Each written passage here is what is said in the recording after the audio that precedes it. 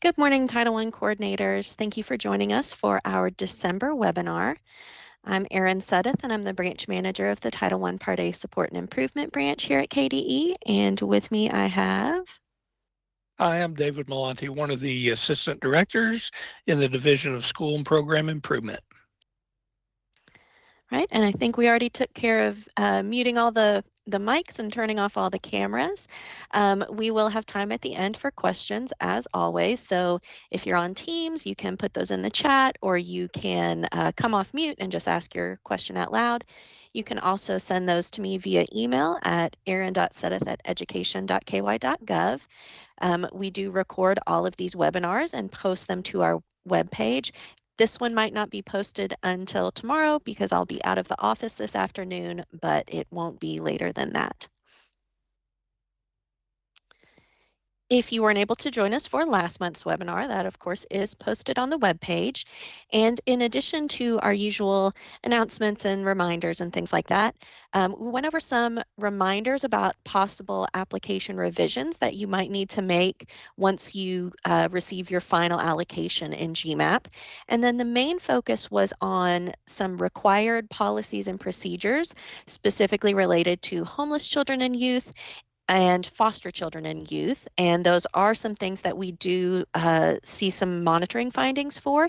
And that topic was a request in our feedback survey. So be sure to go and check that out. So today, after we go through our announcements and reminders, we are going to focus on preparing for the release of that tentative census poverty and hold harmless data that should be coming soon. Just a couple reminders for you. Of course, always check the status of any of your open consolidated applications in GMAP. We want to make sure that any issues identified by KDE have been addressed, whether that's in Title I or one of the other programs. You just want to make sure that that application status is KDE Consolidated Consultant approved. And then I've shared this one a couple of times now. The National ESEA Conference is taking place in February, and that registration is open at their website. If we take a look at where everybody should be in terms of spending down or obligating their 310M funds, and this is just us kind of spreading that 85% out across the first 15 months of the grant. For the end of December, that would put you at about 34% obligated. So if you're a little below that or a little above that, that's okay. If you are significantly below that point, definitely reach out to your finance officer. Just make sure that things are getting coded correctly. Make sure that you are going to be on track to have 85% obligated by September 30th of 2026, and you won't need to request a carryover waiver. That sounds really far away, but it will be September before you know it, I'm sure. We do have 3 open projects right now. So here are all the projects and their various due dates. Nothing is due in the immediate future, but it's always good to keep an eye on all of those different deadlines. Our December newsletter is up on our webpage. We had some updates and resources related to monitoring, an announcement about the tentative census poverty and hold harmless rates. And of course, we'll talk about that more in a minute.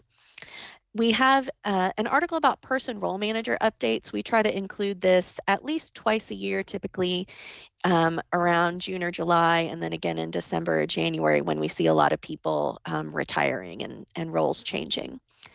Our Principal's Perspective article focused on the new course for Title I that's available for principals or anyone, but designed for principals of Title I schools.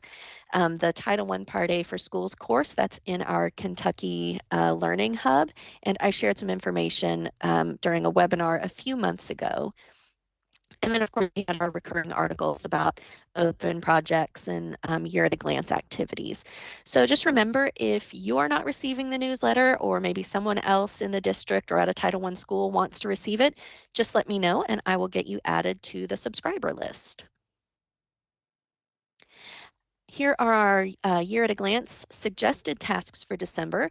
The first is monitoring the implementation of parent and family engagement activities, making sure that they meet the intent and purpose of the Title I Parent and Family Engagement Program.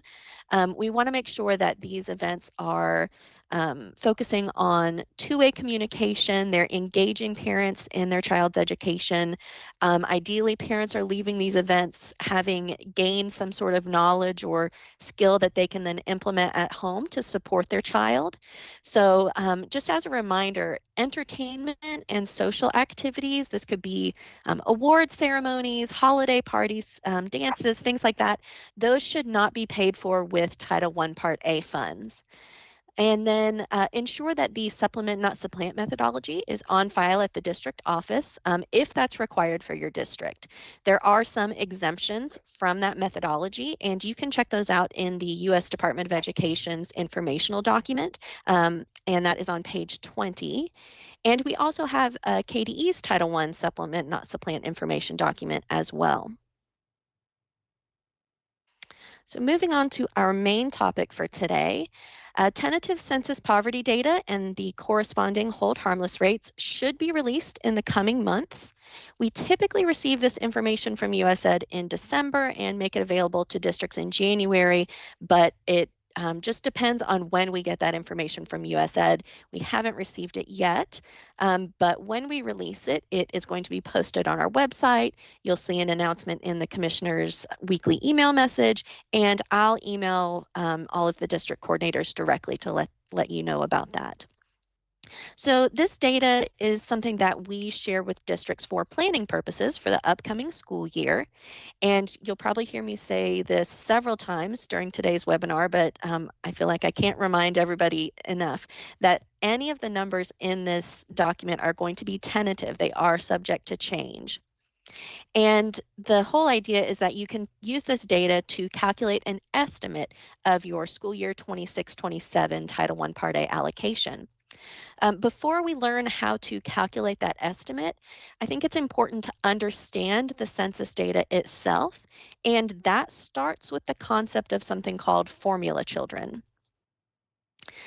Formula children do not represent one-to-one counts of actual children in your district.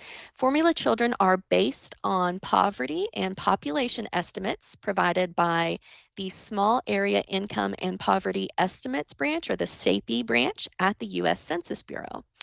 The Census Bureau uses decennial census data, household survey data, administrative records, and population estimates to help them estimate the total population of children ages 5 to 17 in a district, as well as the total number of formula children in the district. So the tentative number of formula children is divided by the tentative total 5 to 17 population, and that is what gives us the district's tentative census poverty percentage.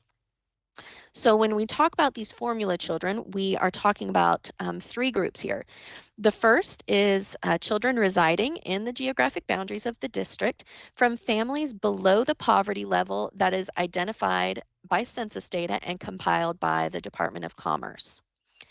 The next group is children who are in licensed facilities for foster children, and that is updated annually by the Kentucky Cabinet for Families and Children and then reported to the U.S. Secretary of Health and Human Services. And specifically, it's talking about children living in foster care for at least 30 consecutive days, at least one day of which was in the month of October. And then the final portion of formula children are those in local institutions for neglected children, again reported annually by KDE to the U.S. Department of Education. And it's the number of those children residing in an institution for neglected children for at least 30 days, at least one of which was in the month of October. The census poverty children comprise the greatest population of your formula children.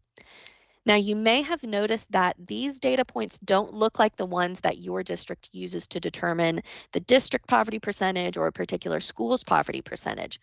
And that's because census poverty percentages and district poverty percentages are two completely different things. So we are going to take a look at a comparison. All right, so census poverty percentage, again, that is gathered by the Census Bureau. These are estimates based on statistical models using information from multiple sources that I just listed off for you a minute ago. And this data is then used by USAID to determine district allocations. Whereas our district poverty percentage, that is gathered by the district, and it uses actual numbers like direct certification, free and reduced price lunch. The district poverty percentage is gathered by the district based on those actual numbers. And one thing to note is that this percentage is going to vary based on the method of calculation, whether you choose direct certification or free and reduced price lunch. And then this information is what districts use to actually rank and serve their schools. So you cannot compare census poverty percentages and district poverty percentages.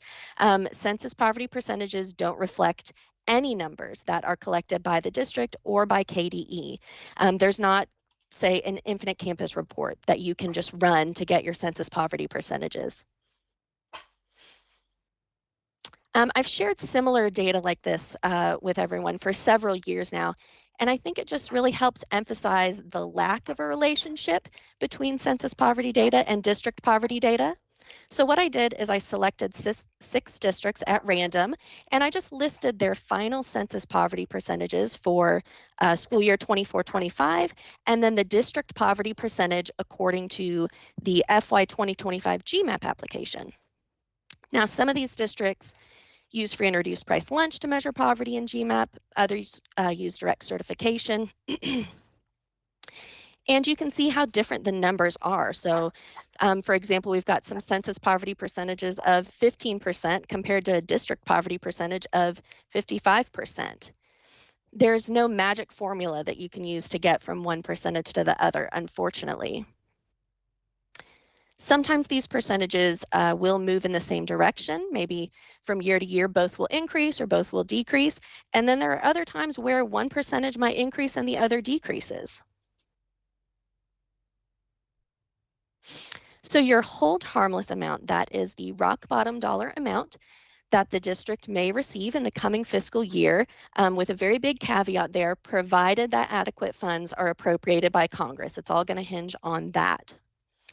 The hold harmless amount is variable, and it's determined by multiplying your previous year's final Title I Part A allocation by your hold harmless rate. And your hold harmless rate is based on your census poverty percentage. So for our districts with a census poverty percentage of 30% or more, they're going to have a 95% hold harmless rate. Districts with census poverty percentages between 15 and 30%, your hold harmless rate is going to be 90%. And then for our districts with census poverty percentages below 15%, your hold harmless rate is 85%.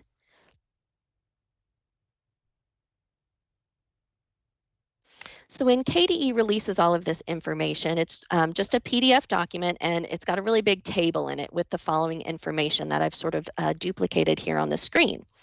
So you will see your district's tentative number of formula children, then the tentative total population of children 5 to 17, and the tentative poverty percentage.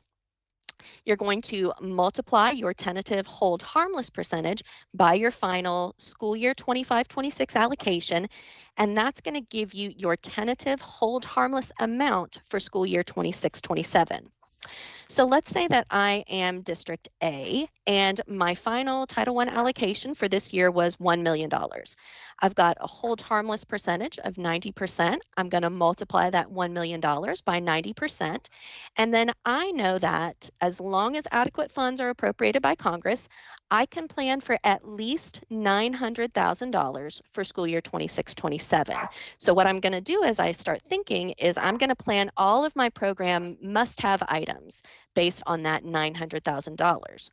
Now, when tentative 26-27 allocations come out, my allocation might be more than $900,000, but I'm still going to keep that $900,000 in the back of my mind because I know that that tentative allocation is subject to change. I may see a decrease when I get my final allocation, but provided those adequate funds are appropriated, I should not see a decrease below $900,000. Something I'd like to encourage everyone to do is to just pay attention to how close your census poverty percentage is to those cutoffs that I mentioned a minute ago. So for example, let's look at District F. They have a tentative poverty percentage of 23.4. They're right in the middle of that 15 to 30% range. So while it's not impossible, it does seem less likely that their final poverty percentage is going to drop below 15% or jump to above 30% in the next year, resulting in them having a different hold harmless rate. So on the other hand, let's look at, say, District A. They're at 29.97%. They're so close to the 30% line. It is conceivable that their final census poverty percentage could bump them up to that 95% hold harmless rate. In fact, if you're looking at the actual numbers here, if their number of formula children increased by just one, it would actually put them at above 30% poverty, and they would move up to the 95% hold harmless rate. District D is in a similar situation. Let's see, they're 15.01. They're right at the very bottom of that 15 to 30% range. So if their number of formula children decreased by just 8, then their poverty percentage is going to drop to 14.99%. Census poverty percentages are calculated to 2 decimal places. They are not rounded, so that would put them below 15%, and they would then move from the 90% hold harmless rate to the 85% hold harmless rate. There is one more column on that table you'll receive when it becomes available, and this is something that we just kind of add for your reference, and it is your final census poverty percentage for the current school year, and it's on there for reference and comparison. It does not have any impact on your allocation for next year. So I recommend that you start noting those final percentages each year so you can just keep an eye out for any trends. If your percentage has been decreasing for several years and you're getting really close to that cutoff point, or increasing and getting close, that's something that you want to be aware of. You need to keep in mind that you could drop to a lower hold harmless rate or move up to a higher hold harmless rate sometime in the future. So if you're not currently doing that, the document with your final percentages from school year 24-25, that is still up on the KDE website. We just keep that up year round and replace it as the new one comes out. So you can go and check that out there. I also keep track of those percentages. So if you have questions about your percentage from previous years, you can reach out to me and I can let you know what those were. So that wraps up our information about tentative census poverty and hold harmless data. So if anyone has any questions, if you want to put those in the chat or come off mute or put them in email, you can do that now. And if you don't have any questions now, you can email them to me later. You can reach out to your assigned Title I consultant. I'm going to check for email questions really quickly. Okay, don't see any right now. All right, this was our last webinar of 2025, which is hard to believe. Our next webinar is going to be on Thursday, January 29th at 10 a.m. And then I've got a number of the other 2026 webinars on the slide there. And I always like to remind you at the end of these that we do value your feedback and want to make sure that our webinars, our newsletters, all of our resources are useful to you and reflect what you want to see. So if you have any comments, ideas, or suggestions, you can submit that through our anonymous webinar feedback survey or send those via email, phone call, whatever. And there's a link to that survey on the slide as well as in the newsletter. I did check after the November webinar and we didn't have any specific topic requests after that. Right, let's see. I don't see any additional questions that have come in. So thank you all for joining us today, and I hope everyone has a very happy holiday season. We look forward to seeing you in 2026.